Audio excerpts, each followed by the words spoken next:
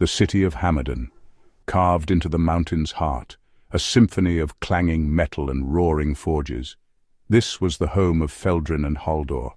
Feldrin, a dwarf of muscle and steel, a warrior without equal. He served the mage Razel Voidwalker. She was a being of power and secrets. Haldor, his brother, a cleric of Geed, the god of light and life. His hammer was his weapon, but his faith was his shield. Their lives were different, their bond unbreakable, forged in the fires of Hammerden. Feldrin trained in Razel's fortress. Atop the highest peak, he had served her for years. Her magic was a mystery. One night he awoke to whispers. They slithered from her chambers. Curiosity burned within him. He crept closer.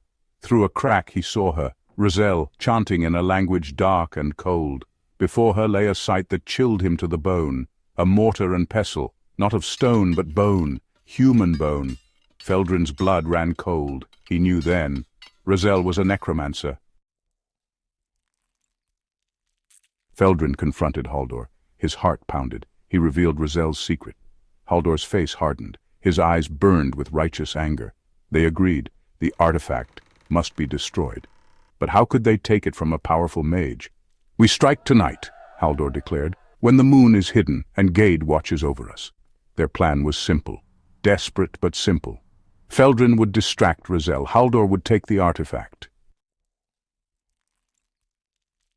The night was moonless. Clouds masked the stars.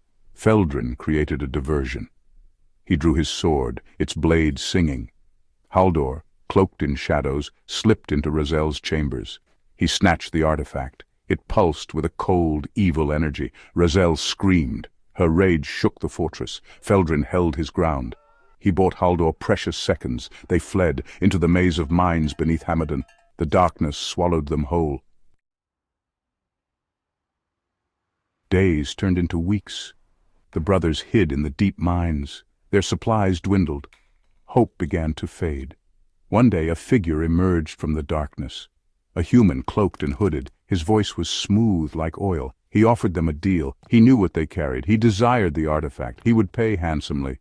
Haldor refused. His faith demanded it be destroyed.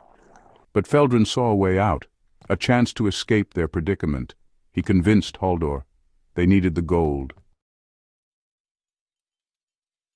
Feldrin had always harbored a dream, a ship of his own, to sail the open sea, to taste the salt air. He found a shipyard. Its owner, a weathered dwarf named Borin. He had a ship for sale, the Seacrest, fast and sturdy. Borin sensed their desperation. He drove a hard bargain, but Feldrin paid it. He was now a captain. The Seacrest was theirs, a symbol of freedom and a future uncertain. Haldor watched, his face etched with worry. They sailed, leaving Hammerden behind. Haldor sought guidance from Ged. His prayers were met with silence. Then, anger. Gade's wrath shook the Seacrest. The sea raged. Haldor knew they had sinned. They had chosen profit over righteousness. Gade spoke. Her voice boomed like thunder. He tasked Haldor with a penance, to guide them to Zamordia. Haldor received a vision, a land shrouded in darkness, an army of the dead rising from the depths. Haldor shared his vision.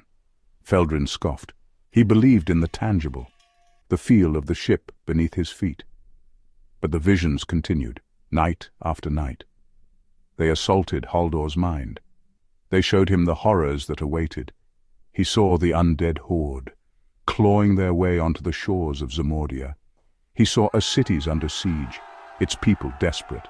He saw a glimmer of hope, a beacon in the darkness, a chance to redeem themselves. The Seacrest changed course. Guided by Haldor's visions, northward they sailed, into the uncharted waters.